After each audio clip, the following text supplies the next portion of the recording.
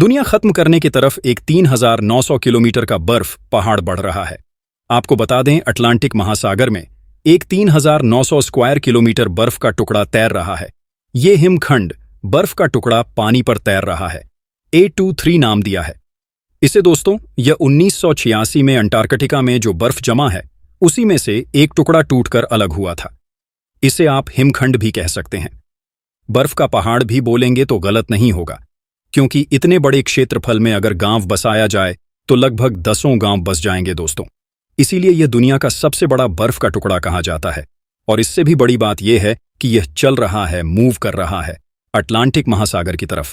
दोस्तों आपको बता दें, यह जब 1986 में टूटकर अलग हुआ था, उसके कुछ समय चलने के बाद अंटार्कटिका में ही एक किनारे पर फंस गया था और 30 सालों तक वही जमा हुआ था।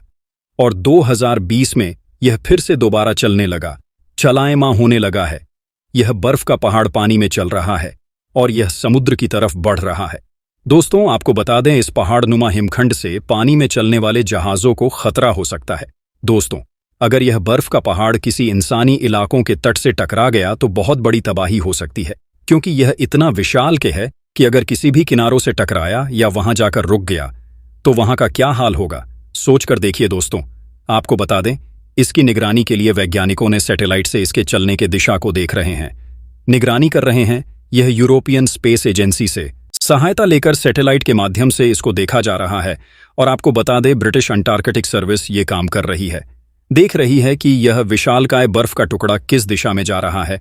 और वहीं दूसरी तरफ रिसर्चर्स ये भी देख रहे हैं कि जो समुद्र के जलीय जीव हैं उनके लिए ये हिमखंड कितना नुकसानदेह है। दोस्तों आपको बता दें, ये जो ग्लेशियर होते हैं, जो बर्फ के टुकड़े निकलते हैं टूटकर, ये फ्रेश वाटर होते हैं, इसमें नमक की मात्रा नहीं होती है।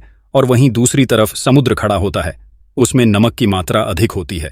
लेकिन अगर यही बर्फ का टुकड़ा 3,900 किलोमीटर के क्षेत्रफल का ये बर्फ का टुकड़ा अगर समुद्र के ऊपर तैरता है और समुद्र के गर्म जलवायु से यह तेजी से पिघलने लगेगा, और जब यह फ्रेश वाटर ताज़ा पानी समुद्र के खारे पानी में इतने अधिक क्षेत्रफल में मिलेगा तो वहां की जलीय जीव जो होते हैं उन पर भारी नुकसान होने की संभावना रहती है। दोस्तों ये जो हिमखंड होते हैं, बर्फ के टुकड़े होते हैं, एक दूसरे से जुड़े होते हैं और एक पार्टिकुलर निश्चित स्थान पर जैम होते हैं। और इसके नीचे जो जमीन है जिस पर यह बर्फ जमी होती है, तो वहां के जो मिनरल होते हैं, खनिज तत्व होते हैं, इन बर्फ में मिलकर वहीं पर जम जाते हैं। इसलिए जब यह पिघलते हैं और समुद्र में जाकर मिलते हैं तो वहां के जलीय जीव के लिए भारी नुकसान करते हैं, वहां के जीवन अस्त व्यस्त कर सकते हैं। दोस्तों आपको बता दें, इसका जो मुख्य रीजन है वह है ग्लोबल वार्मिंग, धरती का इस तरह गर्म होना। धरती पर ग्रीन हाउस गैसों की मात्रा लगातार अधिक को अधिक में बढ़ रही है।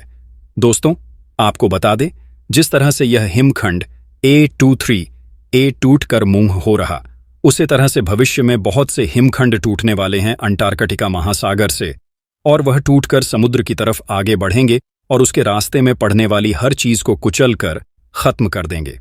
दोस्तों आपको बता दें, वैज्ञानिकों ने एक अनुमान लगाया है कि कितने समय में धरती से या इन ध्रुव से जो बर्फ है, ये जो धरती के ग्लेशियर खत्म होंगे। वैज्ञानिकों का कहना है कि द आर्टिक सी की बात करें तो 15 से 30 साल के अंदर ही यहां से बर्फ पूरी तरह से गायब हो सकता है। ये जगह पूरी तरह से आइस फ्री हो सकती है। गर्मियों में यहां बर्फबारी नहीं होगा, बर्फ बिल्कुल खत्म हो जाएगा।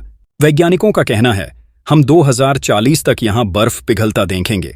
वहां की यह बहुत बड़ी बात है दोस्तों, और बहुत ही डरावनी है। और वैज्ञानिकों का यह भी मानना है कि अगर यूं ही कार्बन पॉल्यूशन बढ़ता रहा तो जो यह बर्फ पिघलने की प्रक्रिया है, इसे हम रोक नहीं पाएंगे किसी भी कीमत पर। और वही दोस्तों अंटार्कटिका की बात करें तो वहां की जो बर्फ की चादर है वह बहुत मोटी है और वह चट्टानों के ऊपर जमी हुई है, इसलिए उसको पिघलने में थोड़ा समय लग सकता है। और वह कब पिघलेगी या कब नहीं पिघलेगी, इसका कोई क्लैरिटी नहीं है। दोस्तों एक बात बता दें, यहां पर जो बर्फ है उस पर भी गर्म हवा का असर पड़ता है। ओशियन से उठने वाली गर्म हवा का असर पड़ता है, समुद्र से उठने वाली तरंगों का भी असर पड़ता है, ग्रीन हाउस गैसों के रिसाव का भी असर देखने को मिलता है। दोस्तों अगर इसी तरह हिमखंड टूटते हैं तो जो शिपिंग ग्रुप है वह ध्वस्त हो सकता है, क्योंकि यह जो हिमखंड बर्फ के पहाड़ होते हैं इनका सिर्फ 10% भाग ही पानी के ऊपर दिखाई देता है, पानी के ऊपर होता है, और बाकी 90% का भाग पानी के अंदर होता है। इससे छोटी से या बड़ी जहाज जब आती हैं तो उनको जो ऊपर दिखाई देता है उनके समझ में होता है इतना ही होगा।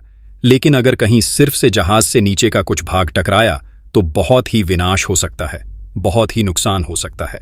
दुनिया भर के बहुत सारे ग्लेशियर वैज्ञानिकों का कहना है कि अगर हमने तुरंत अभी इस कार्बन पॉल्यूशन के नियंत्रण पर तुरंत एक्शन नहीं लिया तो आने वाले 2070 तक सब कुछ बर्बाद हो जाएगा और हम इन्हें अपनी आंखों से देखते रह जाएंगे, फिर बाद में कुछ भी नहीं कर पाएंगे। सबसे पहले तो ये ग्लेशियर पूरी तरह से पिघल जाएंगे और जो इसे नदियां बहती हैं उनमें पानी फ्लो होंगे। दोस्तों, एक बात जान लीजिए कि जो यह पानी नदियों में फ्लो होगा उनका स्तर बढ़ जाएगा। देखने में तो लगेगा, लेकिन उन्हें यह नहीं पता कि यह हमारे जीवन का आखिरी मीठा पानी होगा, क्योंकि तब तक सारे ग्लेशियर पिघलकर समुद्र में मिल रहा होगा और धरती के ऊपरी भाग का मीठा पानी खत्म हो जाएगा। जो ताज़ा पानी का स्रोत था वह खत्म हो जाएगा। तब जाकर सभी को एहसास होगा कि हमारा जीवन अब कितने खतरे में आ गया है। लेकिन यह खतरा हमने ही पैदा किया है। कितने खतरनाक तरीके से डीजल पेट्रोल के वाहनों का अंधाधुंध इस्तेमाल करना। तो दोस्तों, अगर इसको बचाना है तो इलेक्ट्रिक वाहनों का इस्तेमाल करना तेजी से बढ़ना होगा। दोस्तों, पूरे देश में, पूरी दुनिया में सबसे ज्यादा डीजल पेट्रोल वाली वाहन ने ट्रांसपोर्टेशन में इस्तेमाल होती है। अगर उनको बंद कर दिया जाए, इलेक्ट्रिक वाहनों का इस्तेमाल किया जाए, तो यह मान लीजिए कि हमने बहुत ही अधिक मात्रा में कार्बन पॉल्यूशन को कम कर दिया है।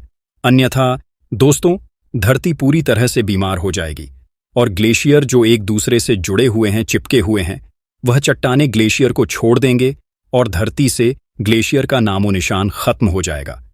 जो धरती का ताज़ा फेस मीठा पानी था वह पिघलकर समुद्र में मिल जाएगा और पीने योग्य नहीं बचेगा। और वही जो जानवर हैं, सबसे बड़ा खतरा उनके लिए हो जाएगा, क्योंकि जब मीठा पानी खारे पानी में मिलता है तो उसका असर जलीय जीव पर, जानवरों पर बुरा प्रभाव पड़ता है। दोस्तों, अगर हम धरती के ऊपरी का मीठा पानी खत्म कर देंगे तब उसके बाद क्या होगा, हम धरती के अंदर के पानी को भी तब तक खत्म कर चुके होंगे, क्योंकि आप देख ही रहे हैं कि दुनिया में कई जगहों पर सूखा पड़ा रहता है, पानी की किल्लत होती है। सऊदी अरब में देख लीजिए, वहां समुद्र के पानी को फिल्टर करके अरब डॉलर खर्च करके मीठा पानी बनाया जाता है। ऐसा कौन कौन देश कर पाएगा दोस्तों? अगर मीठा पानी खत्म हो गया तो सोचिए जीवन कैसा होगा।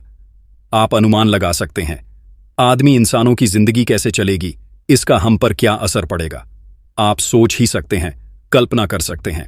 दोस्तों, पूरे विश्व के ग्लेशियोलॉजिस्ट का मानना है अगर सारे देश एक साथ मिलकर इसी समय, इसी घंटे, इसी क्षण, इसी वक्त अगर यह प्रण ले पेड़ों की कटाव पर रोक दे और सरकार से उनके नियमों अनुसार ऐसा लागू करे कि जो फैक्ट्रियां चल रही हैं उनसे कार्बन पॉल्यूशन अधिक हो रहा है, उन पर कंट्रोल करने का आदेश दिलाए, तभी कुछ ऐसा हो सकता है दोस्तों। वरना पूरी दुनिया, हम, आप, यह देश, इन सभी का बचाना नामुमकिन सा लगता है, क्योंकि जल नहीं तो जीवन नहीं, जल है तो जीवन है।